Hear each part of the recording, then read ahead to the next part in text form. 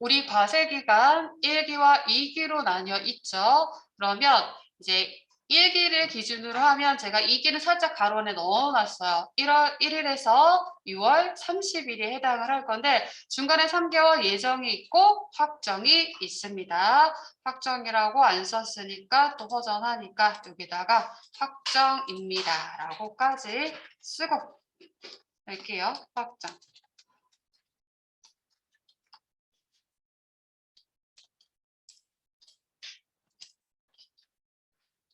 기본적으로 깔고 가는 게 뭐냐면요. 원래 부가세, 과세 기간은 어떻게 돼요? 이렇게 1기, 2기로 나뉘어 있어요. 1기와 2기로 나뉘어 있죠. 요게 부가세, 과세 기간이요. 그런데 실제로 요 해당 과세 기간에 부가가치세 신고 납부는 언제까지? 종료일로부터 25일까지가 되는 거죠. 그래서 그냥 기본적으로 전체적으로 이 완화된 기간을 이 신고 기한까지로 연결하고 계시면 돼요. 그래서 해당 과세 기간의 1기라면 언제까지? 7월 25일까지는 뭔가 해야 되는구나.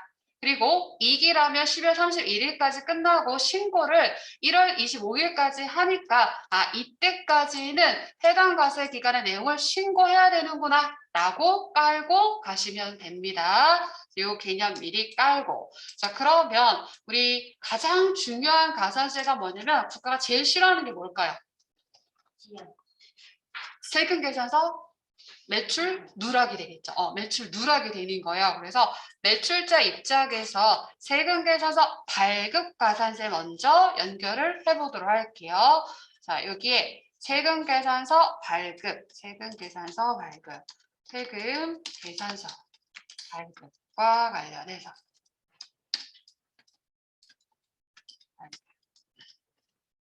그럼 세금 계산서 발급은 원칙적으로 언제 하는 거예요?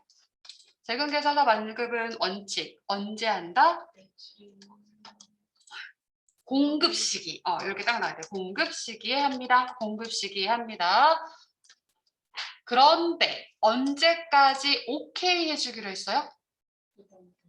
다음 달 10일까지 오케이입니다. 표현까지 넣어보도록 할게요. 자, 원래 여기까지인데, 그래서 다음 달 10일까지 오케이.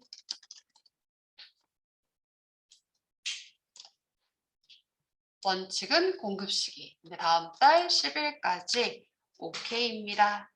이때까지 오케이라고 반영을 해볼게요. 이때까지 오케이예요. 그러면 이때까지는 오케이니까 이때까지 오케이. 그 다음 날부터는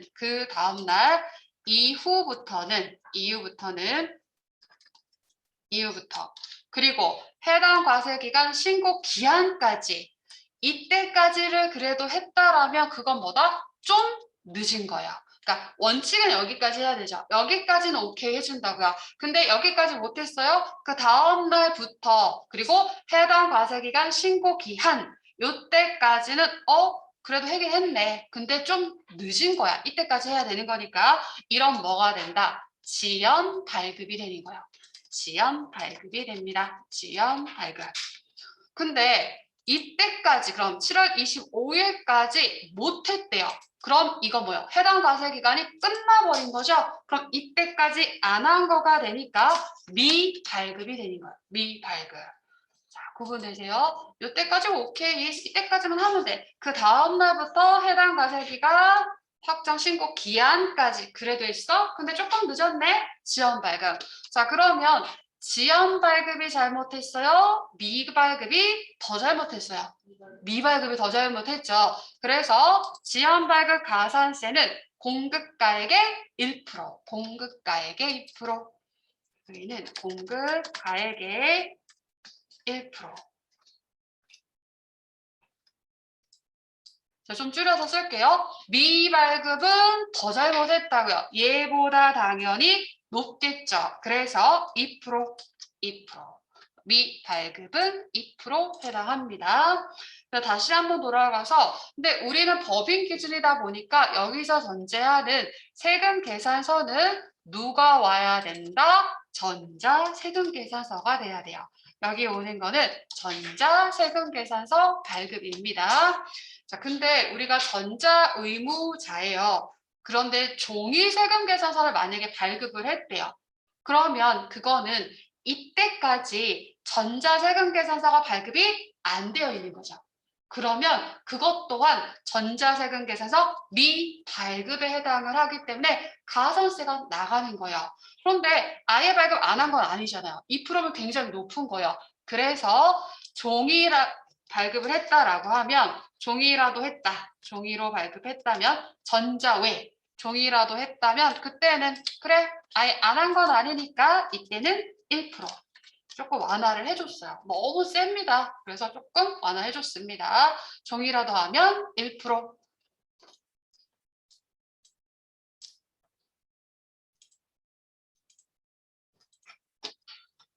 원칙은 공급 시기에 작성일자에 맞춰서 동물의 상대방 주는 게 맞는데 다음 달 10일까지 발급해주는 것도 오케이입니다. 그래서 발급 기한이라고도 표현을 하는 거죠. 발급 기한이라고 표현합니다.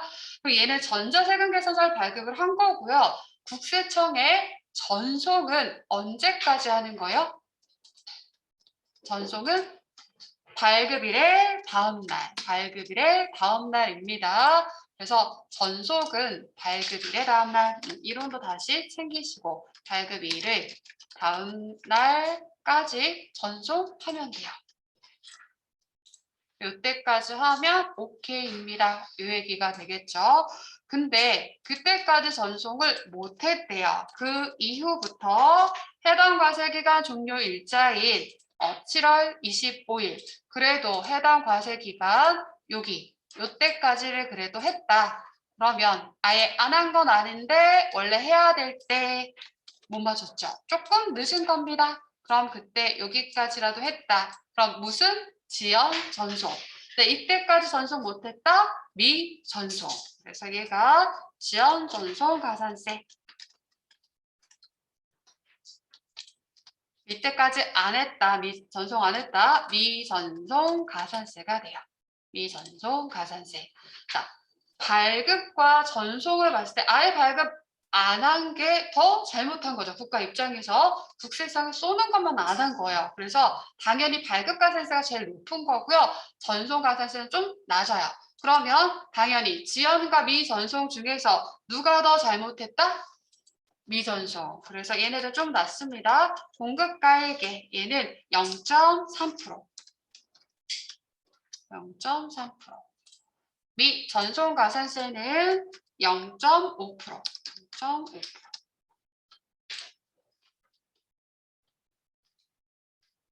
근데 뭔가 하나를 내가 잘못을 했어요. 만약에 세금계산서를 정상적으로 발급 안 했다라면 당연히 정송도 안 했겠죠.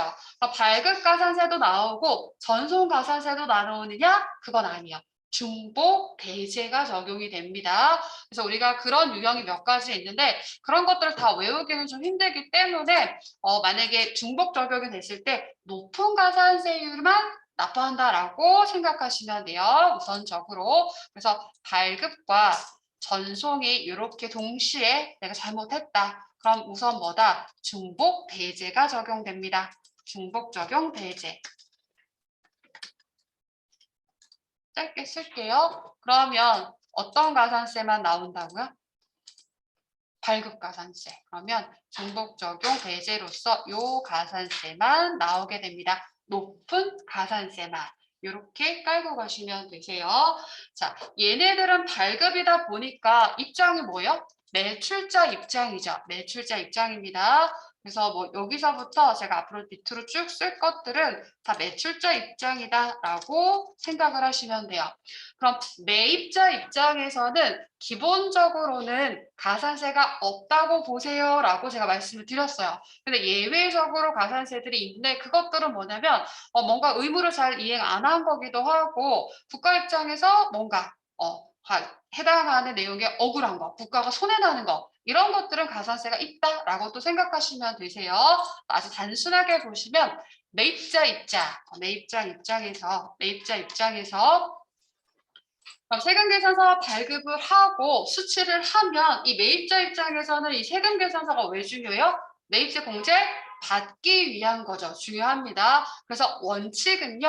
언제까지 받아야 되냐면 요때까지 받아야 되는 거예요. 그러니까 실제로 여기 OK 발급 OK 되는 요때까지 받아야지만 매입자 입장에서도 세금계산서 수치에 대한 세금계산서 줄여서 쓸게요. 이때까지 수치를 해야지만 원칙적으로는 공제해줍니다가 돼요. 공제해줍니다. 이 라인 똑같아요. 이때까지 받아야지만 공제해줘요. 그런데 매입자는 너무 억울하다고요. 내가 매입하고 부담했는데 이 매출자들이 세금계산서 제때 안 줘서 내가 공제 안 받는다는 건 너무 억울하다고요. 그래서 공제 기간이 확대가 됐죠. 그래서 점차적으로 확대돼서 결론은 1단계 우선적으로 아까 깔고 갔죠. 이때까지라도 받으면 공제해줄게. 이게 된 거예요.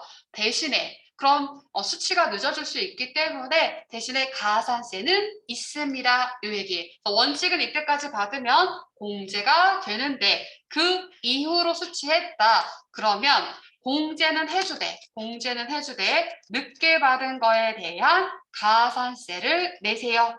그래서 늦게 받은 지연수치 가산세. 지연수치 가산세. 왜 이렇게 가산세를 물고 공제를 받냐면 실제로 이 지연수치 가산세가 더 낮아요. 가산세를 납부하는 게 더 낫겠죠. 공제 못 받는 게 더 큰 불이익이 됩니다. 지연수치 가산세는 몇이냐면 발급보다는 낮아야 되겠죠. 그렇게 연결하시면 공급가액의 0.5%. 0.5%.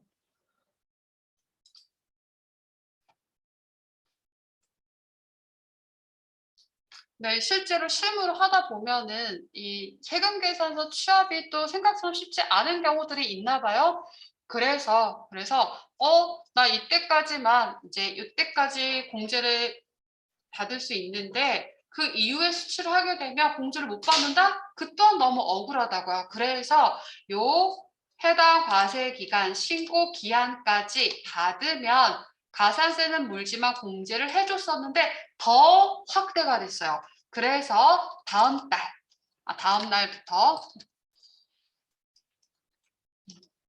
날부터 간단히 쓸게요. 6개월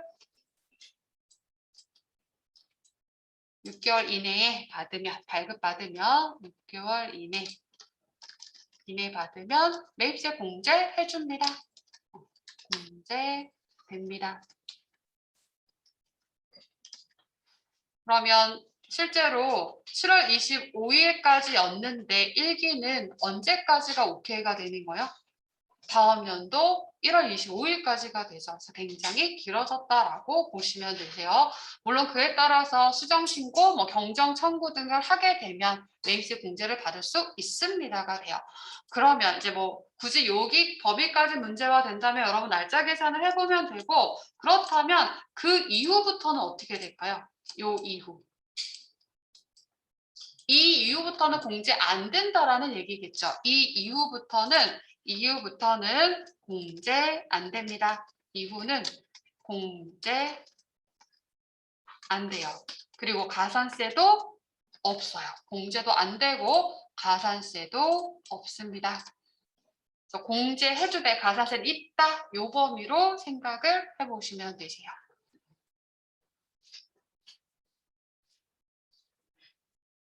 그래서 매입자 입장에서 요즘에 주로 나오는 건 지연수치 가산세 라고 보시면 돼요. 그래서 그 이후로 다 됩니다까지가 모두 지연수치 가산세예요. 그래서 이렇게 정리해 보시고 자 그러면 일단 매입은 요 정도 있다라고 보면 대부분이 다 매출자 입장인 거죠. 그럼 그 내용을 또 연결을 해드리도록 할게요. 요걸 한번 그려보세요. 들어가 볼게요. 우리가 예정 신고 기간에 부가세 신고를 하겠죠. 예정 신고서입니다. 예정 신고서. 예정 때 어떠한 내용을 누락을 했대요. 신고를 못했대요. 그러면 일단 부가세 과세 기간은 6개월이니까 예정 때 못한 게 있다라고 하면 언제? 확정 때 반영하면 되겠죠. 그래서 예정 신고 때 못한 게 있다라고 하면 확정 신고서에 반영하시면 되세요. 그래서 확정 신고서에 반영해요. 그래서 이때 뭐를 예정 신고 누락분을 반영.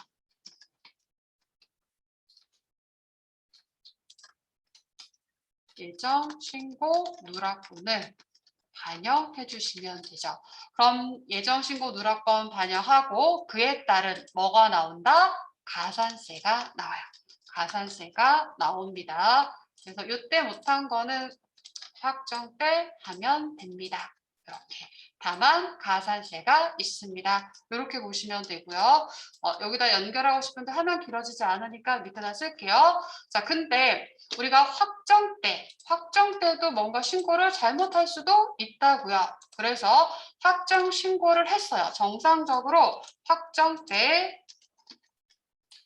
정기 신고라고 표현을 해요. 정기 신고를 했습니다. 근데 이때에도 뭔가 누락한 게 있대요. 그럼 그때에는 정기 신고한 거에 대해서는 뭐 해야 된다? 수정 신고 하셔야 돼요. 그래서 이때에는 수정 신고하게 됩니다. 이때는 수정 신고. 자, 제가 이렇게 굳이 막 그리는 건 충분히 이해를 해야지 가산세 연결이 좀 원활하게 되실 거예요. 그래서 이때에는 수정 신고는 어떻게 하냐면은요. 이 정기 신고한 부분 같이 신고하는 거예요. 확정 때 정기 신고분하고 좁으니까 밑에다 정기 신고분 하고 여기에 내가 확정 신고하는 부분이 추가가 되는 거예요. 플러스가 돼서 여기에 수정 신고를 하시면 돼요. 수정 신고는 확정에다가 누락분을 포함을 하시면 돼요. 그래서 정기 신고분에 정기 신고한 거에다가 확정 신고분이 포함돼서 여기다가 하시면 돼요. 그래서 실제로 신고 서식 자체가 내가 확정 정기 신고분이 여기 띄워주고 여러분들 누락한 걸 반영을 한 부분을 여기다가 같이 신고를 하시면 됩니다. 그래서 그에 따른 뭐도 가산세도 나오게 돼요. 그래서 요거 조금 충분히 이해하면 가산세 연결이 조금 쉬우실 거예요. 자, 이렇게 되면 내가 뭔가 신고를 누락했어요. 그럼 이 신고를 누락을 하게 되면 납부세액도 누락할 수가 있겠죠. 그래서 그에 따른 가산세 주인공 연결을 해드리도록 할게요. 매출자 입장에서 신고를 누락하게 되면 신고 불성실 가산세가 나와요. 신고 불성실 가산세. 신고 불성실 가산세.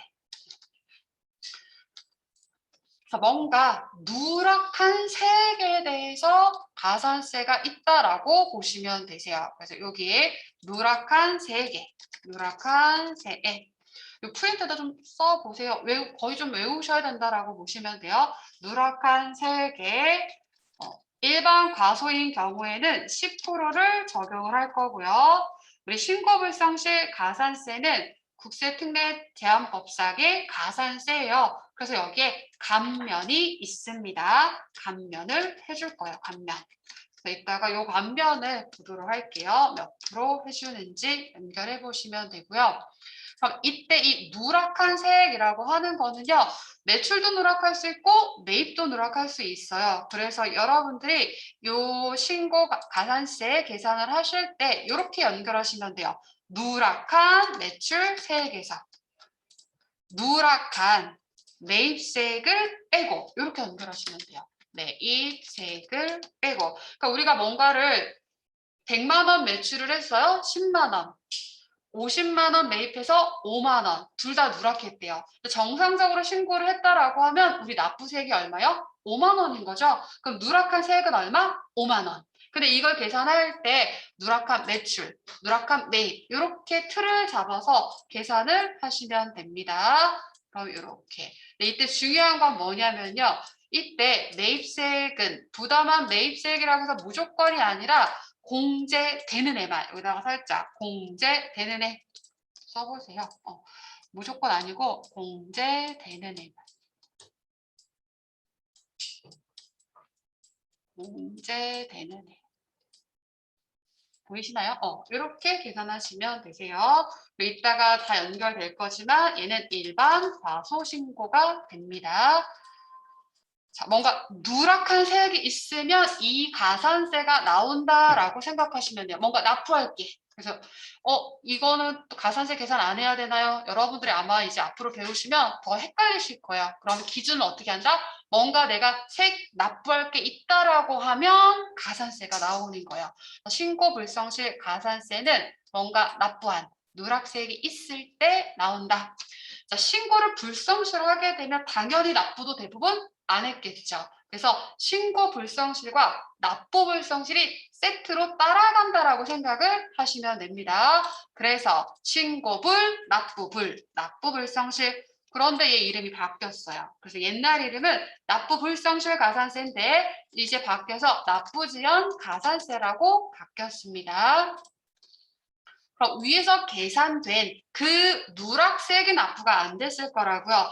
누락한 세액에 대해서 자, 우리가 5만 원을 납부해야 되는데 제때 납부를 안 했대요. 그러면 항상 제가 초반에 깔고 갔죠. 돈은 뭐가 의미 있어요? 지금이 의미 있죠. 제때 납부 안 했으니 국가 입장에서 뭐냐면 그때부터 지금까지 이자 성격이라고 생각을 하시면 돼요. 해당하는 금액에 이자율이 들어가야 되겠죠. 그래서 얘는 만분의 2.5 하시면 돼요. 만분의 2.5. 2.5, 만분의 2.5. 이자율이다라고 생각하시면 됩니다. 만분의 2.5. 그럼 금액의 이자율에다가 뭐를? 기간 계산하는 거죠. 그래서 이때 미납일수 계산하시면 돼요. 미납일수 이렇게. 그래서 뭔가 누락한 세액이 있으면 신고 불성실 가산세가 나오고 세액을 누락했으니 그 기간에 대한 납부도 불성실했겠죠? 납부지연 가산세가 따라 나옵니다. 세트입니다. 라고 보시면 됩니다. 그러니까 실무적으로는 만약에 내가 돈이 없어. 뭐 그런 경우는 좀 드물긴 하겠지만 돈이 없어. 납부를 못해. 그 상황이 안 돼. 그러면 그때는 신고라도 하면 되죠. 그럼 가산세는 납부지연 가산세만 나오니까. 그러니까 만약에 이런 경우를 제외하라면 우리 시험에서는 보통 신고 불 하게 되면 특수한 경우를 제외하고 둘이 세트구나 라고 깔고 가시면 되세요. 하나만 더 연결할게요. 주인공. 지금 매출자 입장에서 하는 건데요. 매출 중에서 우리는 과세 사업자를 기준으로 하는데 국가 입장에서는 10%만큼의 매출세 되게 중요하잖아요.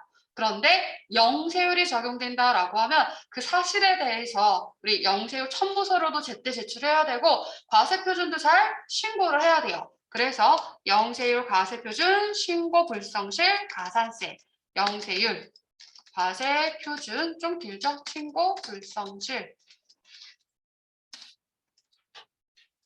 표준 과세표준 신고 불성실 가산세 지금은 구분이 잘 안 되실 수 있는데요. 어떤 가산세는 대상이 공급가액이고 어떤 가산세는 대상이 세액이에요. 이따 구분해 드릴게요. 영세율은 고민할 필요가 없어요. 왜? 세액이 없으니까 공급가액에 0.5% 0.5% 해주시고요.